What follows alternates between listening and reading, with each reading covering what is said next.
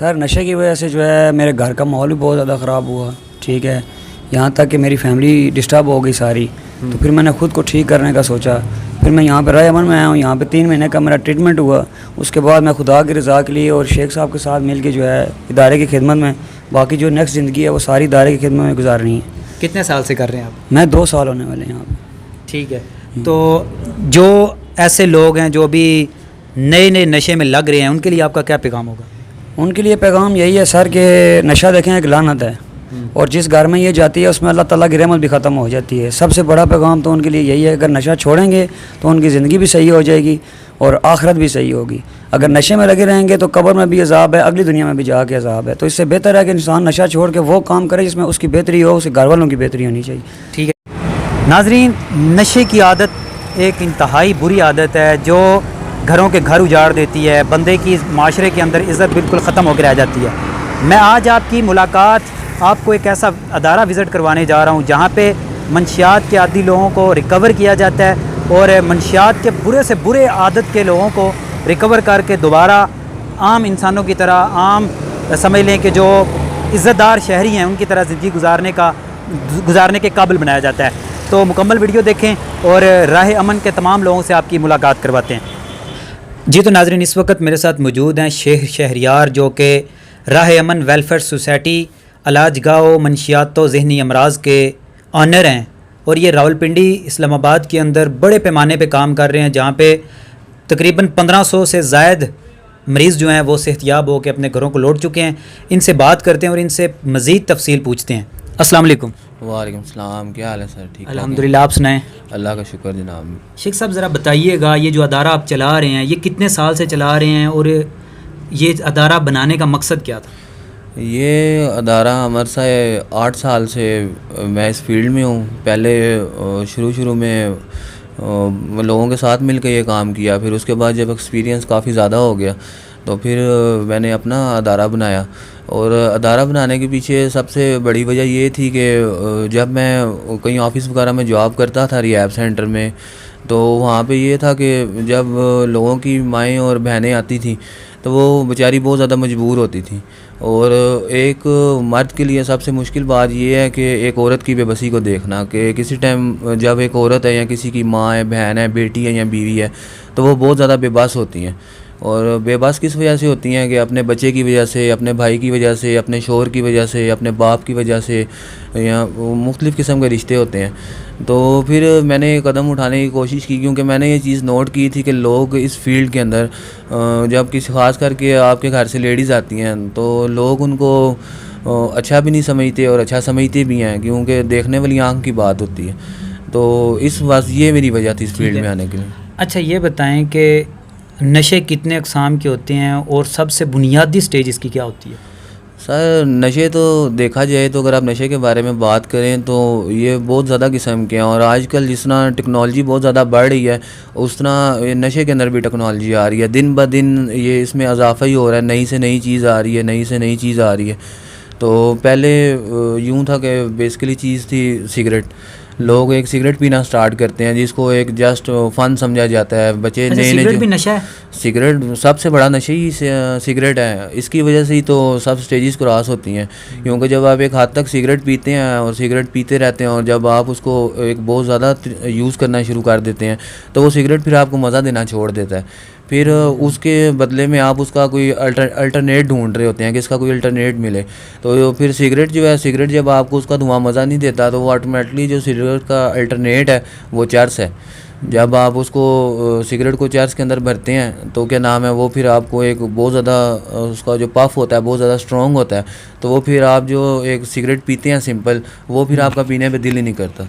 और फिर यूं ही है, चर्च से जब आप शुरू करते हैं तो फिर चर्च के बाद एक टाइम आता है कि चर्च भी जब आपके ब्लड के अंदर बहुत ज़्यादा मिक्स हो जाती है तो फिर उसके बाद उसका नेक्स्ट स्टेज आ जाता है, हेरोइन आ जाती है। आजकल ख़ास करके हमारे माशरे के अंदर जो चीज़ बहुत ज़्यादा एक नासूर की तरह फैल रही है वो है आइस, जिसको मैथ भी कहा जाता है, आइस भी कहा जाता है। ये जो चीज़ है, इस चीज़ ने न्यू जनरेशन हमारी तकरीबन जितनी है, अगर हमारी एग्जांपल कर लें 100% न्यू जनरेशन है तो उसमें से हम उसको क्या नाम है तकरीबन 60 से 70% हम कह सकते हैं कि जो मेल और फीमेल दोनों, अच्छा। ख़ास करके इसमें फ़ीमेल का बहुत ज़्यादा रुझान है आजकल, क्योंकि ये नशा करते वक्त आपको एक बहुत अच्छी किस्म की फीलिंग्स महसूस होती हैं, आप एक बहुत खुशी महसूस करते हैं, आप उस माहौल को बहुत इंजॉय करते बहुत हैं। ज़्यादा इंजॉय करते हैं उसको, बहुत ज़्यादा वो आपके लिए एक बहुत बड़ा फ़न बन जाता है, ठीक है। और जब आप इसको 2 से 3 बार और चौथी बार जब आप इसको यूज़ करते हैं तो उस टाइम तक ये आपको अपना गुलाम बना चुकी होती है। फिर आप चाहे जो मर्ज़ी करें, आप इसको छोड़ना चाहें रखना चाहें, पर ये आपकी जान नहीं छोड़ती। आप अगर छोड़ना भी चाहें तो ये आपकी जान नहीं छोड़ेगी। उसके बाद फिर देखा जाए जिस तरह हेरोइन है, हेरोइन एक बहुत पुराना नशा है जो मेरे ख्याल से पाकिस्तान में 81 और 82 में लॉन्च किया गया था। और क्या नाम है, ये नशा जो है उस टाइम सिर्फ एंटीबायोटिक के लिए या मुख्तलिफ़ किस्म की मेडिसिन में यूज़ करने के लिए, जिसको एफिड्रीन कहा जाता है, वो यूज़ की जाती थी। पर उसके बाद फिर आहिस्ता आहिस्ता लोगों ने इस चीज़ को मेडिसिन से हट के फिर ये पाउडर की तरह यूज़ होनी शुरू होगी। फिर इसमें यह था कि इसको आप लोग फॉइल पेपर पे यूज़ करते हैं, इंजेक्शन में यूज़ करते हैं, कट्स लगा के यूज़ करते हैं, इसको स्नफ़ करते हैं, और बहुत किस्म के तरीक़ों से यूज़ की जाती है। अच्छा, इस वक्त पाकिस्तान में तकरीबन कितने फ़ीसद लोग हैं जो किसी न किसी नशे में मुब्तला हैं? पाकिस्तान में इस टाइम जो हमारा रेशो है, जो हमारा एक विज़िट है, उसके ज़रिए जो हमने पब्लिक विज़िट किया गया, उसके ज़रिए हमें पता चला कि आप पाकिस्तान में 70 to 75% जो लोग हैं वो एडिक्ट हैं, वो किसी न किसी नशे में। किसी न किसी नशे में एडिक्ट अच्छा, हैं। नस्वार भी नशा है? नस्वार इतना बुरा नशा है कि पाउडर छूट जाता है, नस्वार नहीं छूटती। हाँ, ये बात तो हमने वैसे देखी है। हम हमारे दोस्त अहबाब भी ऐसे हैं जो कहते हैं कि नस्वार के बगैर तो गुजारा नहीं होता। बिल्कुल, हमारे पास भी यहाँ पे पेशेंट्स आते हैं तो उनको नस्वार वगैरह की क्रेविंग्स बहुत ज़्यादा होती हैं, तो उसके ज़रिए वो खजूर की जो गुटली होती है वो यूज़ करके अपनी त्रोटक ख़त्म करते हैं। कोई कागज़ है, वो उस कागज़ को यूँ गोल शेप दे के या वो उसकी एक बॉल सी बना के मतलब वो ये मुंह में पता रख होना लेते चाहिए कि हैं, मुंह में कुछ रखा मुंह हुआ में है। कुछ रखा हुआ है, क्योंकि वो एक नस्वार रखने की आपको एक आदत होगी होती है ना, वो आपको अपने मुंह में यूँ लग रहा होता है कि कोई जगह खाली है, कोई चीज़ मुंह में से गायब है, क्योंकि वो आप कमी महसूस हो रही होती है। कमी महसूस। कुछ लोग तो इसके इतने सख्त एडिक्ट हैं कि वो रात को मुंह में डाल के भूल जाते हैं और सुबह जब उठते हैं मुंह हाथ धोते हैं तो उसको निकाल के बाहर फेंकते हैं। तो ये नुकसानदेह नहीं है इस तरह? सर नुकसानदेह, बहुत ज़्यादा नुकसानदेह है। ये सीधा सीधा टबैको है, वो क्या नाम है, जो सीधा आपके फेफड़ों को, आपके गुर्दों को, आपके अंदर आपके स्टमक को, उसके अलावा आपके अंदर जो आपकी आंतें वगैरह, वो जहाँ जहाँ से उसका पानी और उसका लिक्विड गुजरता जाता है वो उस एरिया को मुतासिर करता जाता है। अच्छा, रावलपिंडी इस्लामाबाद की सिर्फ बात की जाए तो सुना जा रहा है कि कॉलेज यूनिवर्सिटीज़ के अंदर भी ये बड़ी तेज़ी के साथ मंशियात फैल रही है, इस हवाले से क्या? यार अभी सारी दुनिया के सामने बहावलपुर यूनिवर्सिटी का स्कैंडल आया है, सब लोगों ने देखा है कि वहाँ पे बच्चियों के साथ क्या हो रहा था और प्रोफेसर या टीचर जो भी थे वो बच्चियों के साथ क्या कर रहे थे। तो वो सब मेरे ख्याल से क्या नाम है, उन लोगों का भी कसूर बहुत ज़्यादा है। एक उस्ताद है, माँ बाप ने घर से अपनी बच्चियों को पढ़ने के लिए भेजा और वो उस्ताद के साथ इस तरह की हरकतों में मलबूस पाई जाती हैं, पर मेरे ख्याल से उन लड़कियों का कसूर नहीं गिना जाता, क्योंकि कसूर इस तरीके से नहीं गिना जाता, क्योंकि मैं इस फील्ड में बहुत अरसे से काम कर रहा हूँ और मुझे इसकी जो एग्ज़ाम है उसका पता है। लोगों को, आम लोगों को नहीं पता, आप समझते हैं। वो जो बच्चियाँ हैं वो जब क्या नाम है उनको मैथ यूज़ करवाएगी या मैथ उनको जब उनके सामने लाएगी या उनको चेक करवाएगी, तो उसमें उन बच्चियों को भी इस चीज़ का नहीं पता चला कि वो जिस टाइम उन्होंने इसको यूज़ किया ना, इसके यूज़ करने के बाद वो भी एक इस तरह की हलूजन्स में आ गई या मतलब ये होता है कि पहली बार शुगर मेले के तौर पे इस्तेमाल शुगर मेले के तौर पे, और उसके बाद आहिस्ता आहिस्ता वो उसके आदी हो गई, पता ही नहीं चला। वो आदी क्या हो गई हैं कि उसमें बहुत बुरी किस्म की फंस गई हैं। और ये नशा करने के बाद ना क्या नाम है, इंसान के जो सेल्स होते हैं या हार्मोन्स होते हैं वो सेक्सुअल तौर पे भी बहुत ज़्यादा जो है ना हाई हो जाते हैं। और ये नशा करने के बाद फिर जिस तरह लड़कियां और लड़के इस तरह का काम करते हैं, और अगर इस तरह का काम करना ना भी करना चाहते हों तो वो एक उनकी मजबूरी मान जाती है कि वो जो ड्रग्स होता है वो उन्हें रुकने नहीं देती। वो जो ड्रग्स है ना, उसने उनके अंदर ये चीज़ पैदा कर दी है, उनके जो हार्मोन्स हैं, जो सेल हैं, उनको एक्टिव कर दी है। ठीक है, जो कि इंसान के एक तरीके के साथ एक्टिव होते हैं, पर वो ये जो ड्रग्स है इसने ऑटोमेटिकली जो बहुत ज़्यादा एक्टिव कर दी हैं। अगर मिसाल के तौर पे एक बात की जाती है, जो नॉर्मल पर्सन की मिसाल ले लेते हैं, अगर उसके सेल जो है 100% एक्टिव होते हैं तो मैथ्स यूज़ करने वाले के 200% जो है एक्टिव हो जाते हैं। मसलन उस बंदे की सोचने की सलाहियत जो सिक्स सेंस है वो इतनी तेज़ हो जाती है कि अगर यहाँ पे हम मिसाल के तौर पे ऑफिस में बैठ के कोई बात कर रहे हैं, तो आपने मेरी पीछे वाली वार्ड देखी होगी, वो यहाँ से कितनी दूर है, तो वहाँ पे बैठ के वो बंदा हमारी बात सुन सकता है।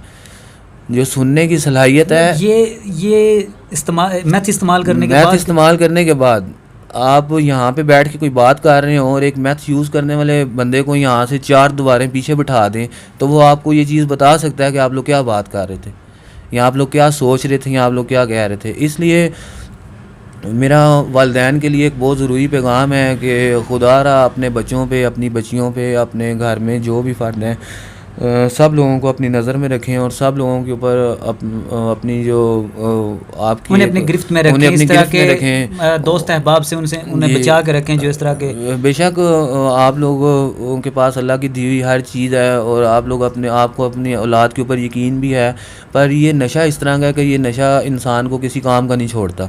इसको छोड़ने की वजह से मेरे पास इस तरह के बाप आए हैं, इस तरह की माएँ आई हैं, इस तरह की बहनें आई हैं जो ऑफिस में आते सार हमारे पाँवों में पड़ जाते हैं। अल्लाह ताला माफ़ करे। नाउज़ुबिल्लाह एक बात करना चाहता हूँ, अगर किसी को बुरी लगे तो मेरी माज़रत है सबसे पहले उनसे, कि वो लोग अगर आसमान पे खुदा है और नीचे ज़मीन पे हम उनके लिए खुदा हैं, क्योंकि उन लोगों को इस चीज़ की शायद एक तसल्ली है कि यही वो लोग हैं जो हमारे बच्चों को ठीक कर सकते हैं। बिल्कुल ऐसे ही होता है कि घर के अंदर कोई ऐसा मंशियात का आदी बंदा हो तो घर वाले उससे नफरत करना शुरू हो जाते हैं। और यहाँ पे मैंने देखा है कि आपने उनके लिए अलग-अलग वार्ड्स बनाई हुई हैं, रहने का एहतमाम, खाने पीने का एहतमाम, और उनके लिए स्पेशल आपने बंदे रखे हुए हैं जो उनकी निगहदाश्त करते हैं। घर में ऐसा कोई नहीं होता। पर जी ये बात बिल्कुल ठीक है, फैमिली के लिए वो शख्स एक बहुत बड़ा नसूर बन जाता है, बोझ बन जाता है, सर दर्द भी बन जाता है, क्योंकि ख़ास करके बहुत ज़्यादा फैमिलियाँ देखने में इस तरह की आई कि जिन फैमिलियों में दूर दूर तक एक आपकी फैमिलीज़ के 2 साइड होते हैं, एक दाद का साइड होता है, एक नान का साइड, तो दोनों साइडों पे दूर दूर तक आपको कोई एक सिंपल सिगरेट पीने वाला शख्स भी नहीं मिल रहा, ठीक है। और उस ख़ानदान में ख़ास करके जब एक इस तरह का बच्चा पैदा हो गया या इस तरह का बच्चा इस तरह की एक्टिविटी में इन्वॉल्व हो गया, मुश्किलात का सामना करना वो लोग तो बेचारे जीते जी मर जाते हैं, क्योंकि वो किसी से बात करने के काबिल नहीं होते। शहर में लोगों की एक अच्छी खासी इज्जत होती है, एक रैपो होती है। अब मेरे पास बहुत बहुत बड़े नाम है पिंडी शहर के और पिंडी शहर से बाहर के भी, कि जो भी अगर मैं कैमरे के सामने लूँ तो जितने देखने वाले व्यूवर्स हैं, नहीं लोगों का पर्दा रखते हैं, जितने आपके देखने वाले व्यूवर्स हैं वो उन सब लोगों को जानते होंगे और बहुत अच्छे तरीके से। ऐसे ऐसे लोग, ये आपने मुझे बताया, और जहाँ तक ये चीज़ें हम सोशल मीडिया पे नहीं लाएंगे। मैं आपकी इस बात को काट के ये जवाब देना चाहता हूँ कि यहाँ पे अगर कोई बंदा मेरे आगे आके मुझे लाखों रुपए की ऑफ़र भी दे ना कि इस नाम का बंदा आपके पास एडमिट है, तो हम नहीं बता सकते। बिल्कुल ठीक है। हमारे काम में सबसे पहली जो चीज़ है, सबसे पहली जो फर्स्ट चीज़ है वो है प्राइवेसी। जब तक हमारे काम के अंदर प्राइवेसी नहीं होगी, हम लोगों के प्राइवेसी नहीं रखेंगे, तो हमारे लोग हम पे यकीन भी नहीं करेंगे और हमारे पास क्लाइंट्स भी नहीं आएंगे। और दूसरी चीज़ हमारे काम में आ जाती है सिक्योरिटी। जो हमारे पास अंदर एक सिस्टम होता है वो एक सब जेल की तरह सिस्टम होता है, ठीक है। अंदर हर चीज़ ओपन है, 3 फ्लोर हैं, 3 से 4 फ्लोर हैं, पेशेंट ऊपर नीचे आ जा सकते हैं, अंदर एक्टिविटीज़ हैं, इंडोर गेम है, तो वो अंदर उनमें इन्वॉल्व रहते हैं, पर सिर्फ और सिर्फ वो एक पाबंदी में रख सकते हैं, क्योंकि घर वाले उनकी पाबंदी नहीं कर सकते। अच्छा सर, इसमें यह भी सुना है कि जब किसी ऐसे मंशियात के आदी बंदे को रिकवर करना होता है तो उसके ऊपर तशद्दुद किया जाता है या उसको तरह तरह की अज़ियतों से गुजारा जाता है, क्या ये सच है? जी सर बिल्कुल, मैं इस चीज़ के अंदर 100+ पॉइंट आपके साथ हूँ कि बहुत ज़्यादा लोग इस तरह के हैं कि जिन्होंने रिहैब सेंटर खोला हुआ है और उन्होंने इस चीज़ को एक कारोबार बनाया हुआ है। इन्वेस्टर बैठे हुए हैं आके, बाकायदा वो बड़े बड़े लोग, पठान और पंजाबी और सब सिंधी बलोची सब इस तरह के, तो इन लोगों ने बस क्या किया हुआ है, बिल्डिंगें लेके और क्या नाम है ज़मीनों के ऊपर गद्दे डाल के और सुबह शाम आलू और दालें उबाल के कच्चे पानी के अंदर लोगों के बच्चों को खिला रहे हैं, पिला रहे हैं और माँ बाप उनका इलाज करवा रहे हैं और उनसे फ़ीसें भी पूरी ले रहे हैं। हम अगर फ़ीस लेते हैं 30,000 तो वो 40,000 ले रहे हैं। ठीक है, और ना उनके पास कोई साइकेट्रिक डॉक्टर हैं जो इस चीज़ की एक बेसिक चीज़ है जिसके बगैर ये काम हो ही नहीं सकता। साइकेट्रिक डॉक्टर के बगैर आपको पता है एडिक्शन वाले पेशेंट का या जो मेंटल हेल्थ का पेशेंट है आप उसको देख ही नहीं सकते, उसको कुछ कह ही नहीं सकते, उसको आप मेडिसिन ही नहीं रिकमेंड कर सकते। तो सबसे इसकी पहली बेसिक चीज़ है साइकेट्रिक, उसके बाद साइकोलॉजिस्ट, उसके बाद एक आपका जो ट्रेन स्टाफ है जिसको प्रोफेशनल कहा जाता है, प्रोफेशनल स्टाफ, कारी साहब और इससे जुड़े जितने लोग हैं। और मेरे पास अल्हम्दुलिल्लाह ये सब चीज़ें मौजूद हैं, मेरे पास हर किस्म की डिग्रीज़ मौजूद हैं, मेरा अदारा रजिस्टर्ड है, रजिस्टर्ड होने के बाद ये मेरी वेलफेयर सोसाइटी भी है। पहले ये मेरा प्राइवेट हॉस्पिटल था, उसके बाद फिर मैंने देखा कि बहुत सारे गरीब लोग हैं जो अपने बच्चों का इलाज नहीं करवा सकते, तो मैंने एक NGO के बारे में प्लान किया। और जब मैंने NGO के बारे में प्लान किया तो अल्लाह पाक ने मेरी मुश्किल इस तरह आसान की कि जो मैं NGO के ऑफ़िस में गया और वहाँ पे जो अफसर थे उनसे मैं मिला तो उनका कहना ये था कि 2019 में जब पाकिस्तान में कोविड आया था उस टाइम से पेंडिंग फ़ाइल आज 2023 तक सब फाइल पेंडिंग पड़ी हुई हैं, किसी की फ़ाइल्स के ऊपर हमने काम नहीं किया, सिर्फ एक आपकी फ़ाइल्स पे, और पता नहीं आपकी कौन सी लक है।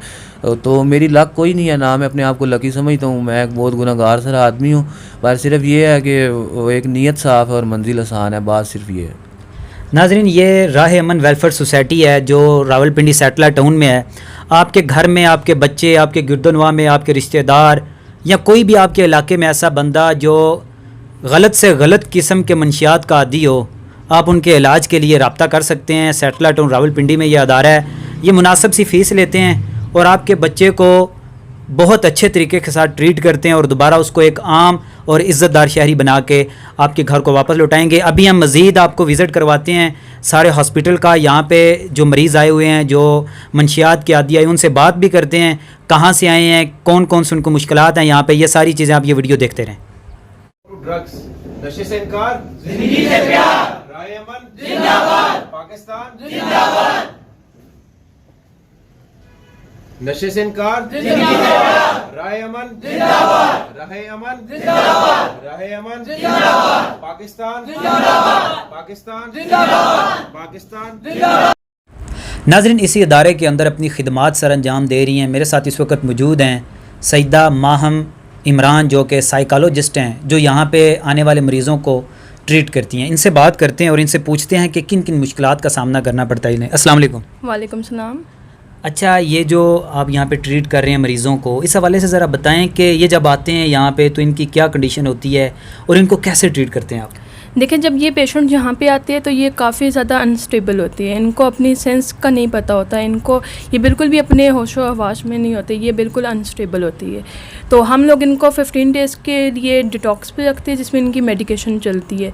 उस हवाले से हम इनके ऊपर कोई भी काउंसलिंग या कोई भी ऐसी साइकोलॉजी का टेस्ट इनके ऊपर कोई भी हम अप्लाई नहीं करते, क्योंकि उस टाइम इनकी कंडीशन इस काबिल, इस स्टेज पे नहीं होती कि इनसे किसी भी किस्म का कोई भी क्वेश्चन मतलब इस तरफ लाने के लिए आप इनको पहले तैयार करते हैं कि आपको हम इस तरफ ले जी।